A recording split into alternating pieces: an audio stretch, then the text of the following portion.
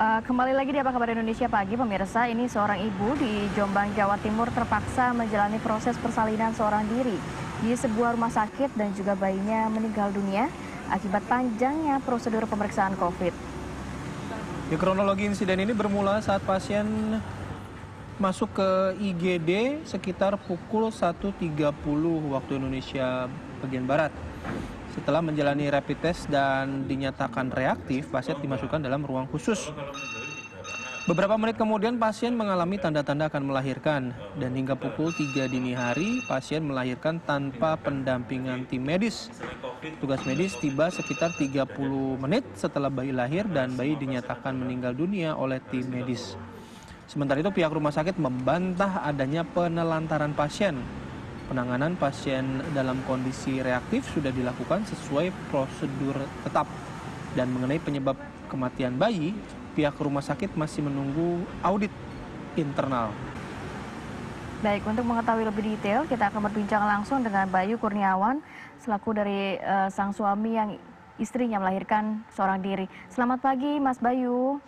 Ya, selamat pagi. Sebelumnya kami turut berduka cita, Mas, atas kehilangan dari anak Anda. Iya.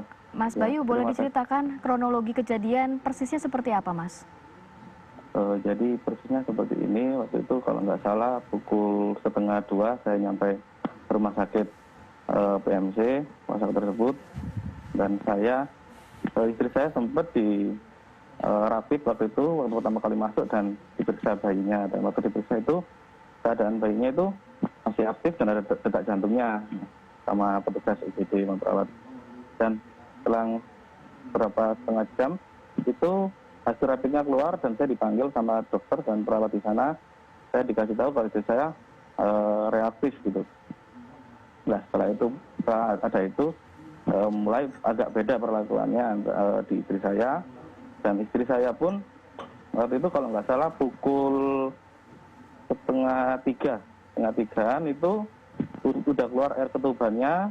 Lama-lama kok warnanya itu agak keruh ya, agak kuning kecoklatan.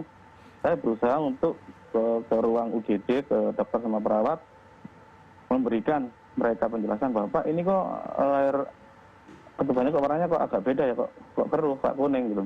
Terus mereka semua menjawab dan kompak, iya Pak itu udah biasa, nanti tunggu dulu dipindah ke ruangan selanjutnya.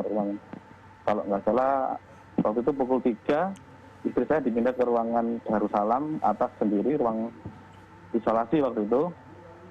Nah, setelah pukul 3 itu, istri saya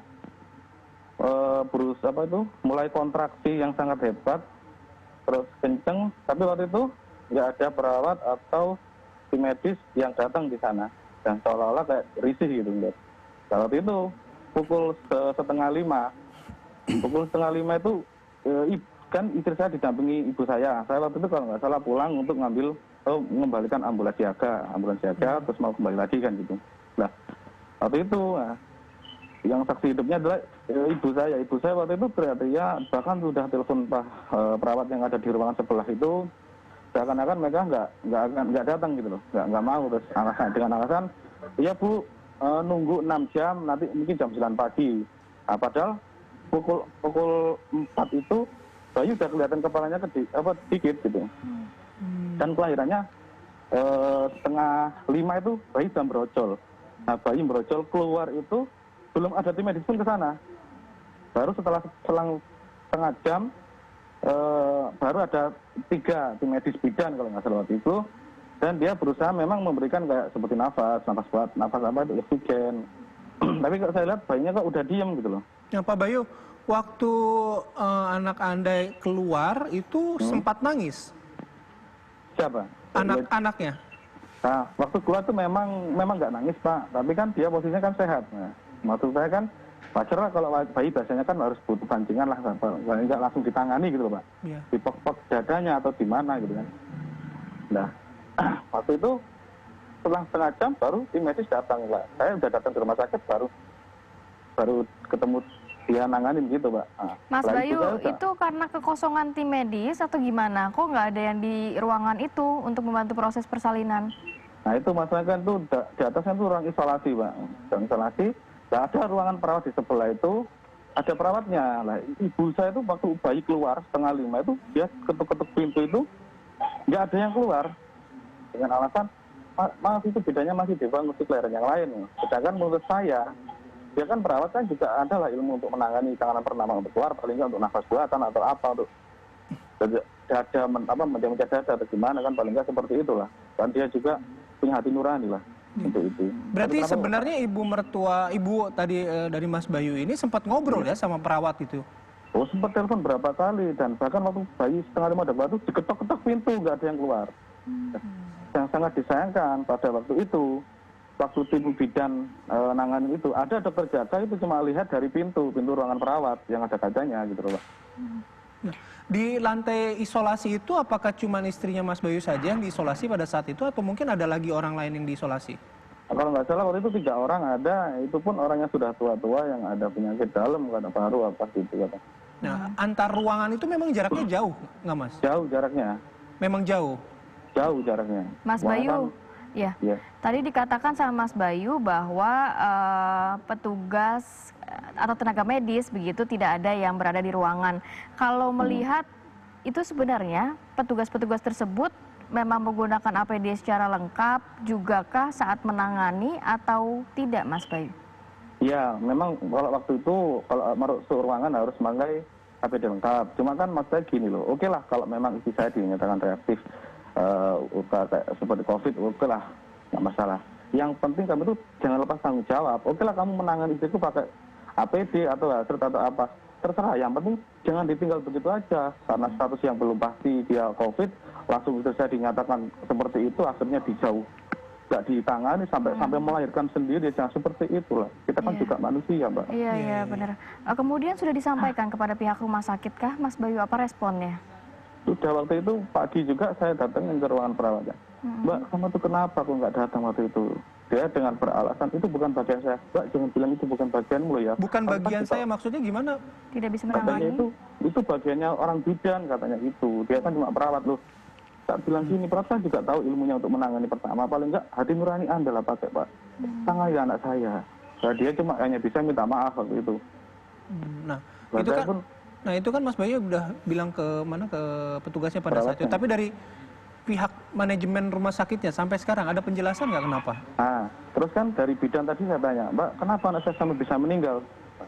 Nah, dia itu kayak beda-beda keterangannya. Yang satu katanya udah mati dalam masuk kandungan. Ya, saya nggak terima loh. Kalau udah mati, Mbak, nggak mungkin bayi bisa keluar sendiri, ya bilang gitu. Dan kondisinya nggak seger gini. Terus alasannya juga, iya Mbak, ini karena terlalu aktif, kelilit tali pusar. Nah, terus kelilit bukan kelilit tuh enggak, melontir tali pusarnya itu. Oke. Nah, mohon maaf nih Mas Bayu, tapi selama pemeriksaan kandungan dari dokter kandungan ada dinyatakan indikasi-indikasi apa? Bermasalah nggak? Nah, waktu itu kan gini, bidannya kan bilang, Pak ini yang menangin lahir itu loh tadi. Itu bilang, Mbak, ini kok kenapa kok bisa ini loh Pak, kan air ketubannya udah warnanya keruh, jadi ini ada indikasi masalah. Loh, Mbak, saya kemarin ke UGD jam 2:30, saya bilang gitu ke dokter jaga sama perawat, tapi katanya Mbak itu udah biasa, katanya gitu. Langsung saya nggak selang waktu lama, saya datang ke ruangan UGD gitu loh. Mas Bayu saya mungkin, tanya, ya, silakan Mas, lanjutkan lagi. Saya tanya kepada petugas UGD-nya waktu itu, siapa yang jaga tadi malam? Oh iya, saya Pak, silakan duduk. Nih, Mbak, sampean kemarin inget nggak, waktu saya 2:30 saya bilang ke sampean kalau air ketubannya udah keluar. Orangnya kok beda ya, terus saya bilang apa? Iya Pak, udah biasa. Terus kan bilang gitu. Bukan gitu Pak, kami jangan bohong, ngaku sama. Saya tahu sendiri. Iya Pak, karena kami kan biasanya kan kalau mau satu, jangan bilang biasanya Mbak, setiap orang kelahirannya itu beda, aku bilang gitu.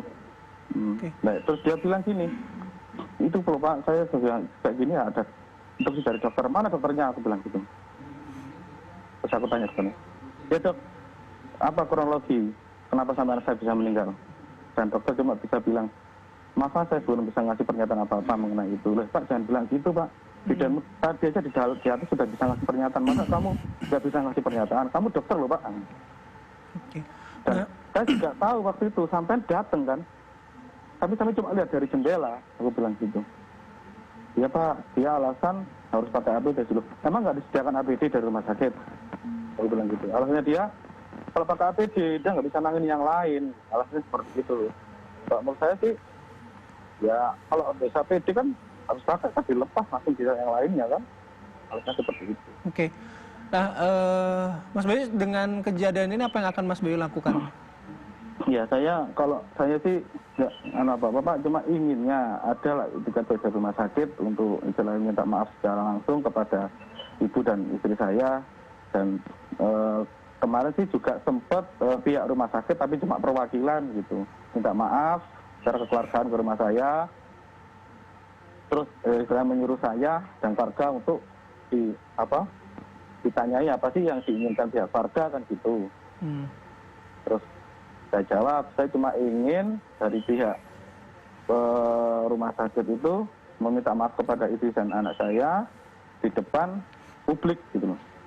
Baik, baik. Terima kasih banyak Mas Bayu untuk waktu dan informasinya. Semoga ada permintaan maaf juga dari pihak rumah sakit dan mungkin memberikan semacam solusikah atau seperti apa begitu ya Mas Bayu ya. Kami sekali lagi turut berduka cita atas kehilangan anak Anda Mas Bayu, tetap jaga kesehatan selalu. Iya. Baik, kami jeda terlebih dahulu. Nanti kami akan kembali dengan perbincangan mengenai insentif yang rencananya akan diberikan pemerintah kepada pekerja yang memiliki gaji di bawah 5 juta rupiah. Akan seperti apa nanti insentif yang dimaksudkan? Kami hadirkan perbincangannya sesaat lagi.